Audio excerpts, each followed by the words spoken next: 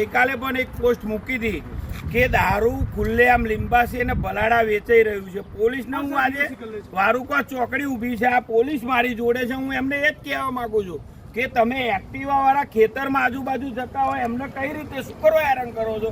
બેન, Limbasi bus stand ચોકડી ઉપર દારૂ વેચતા મુક્તિગરની ગાડીને નંબર પ્લેટ નહીં, એની અંદર દારૂ મૂકી રાખે.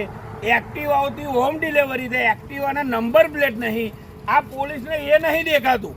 આ લીંબાસીની પોલીસ છે.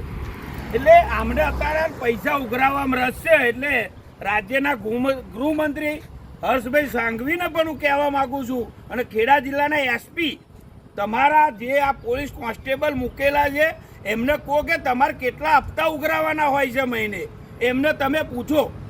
આ લીંબાસીની માતર વિધાનસભાના આવતા ગામડાઓમાં રોજ કોઈને કોઈ રીતે હેરાન કરે છે, તો તાત્કાલિક એમના ઉપર પગલાં લેવામાં આવે.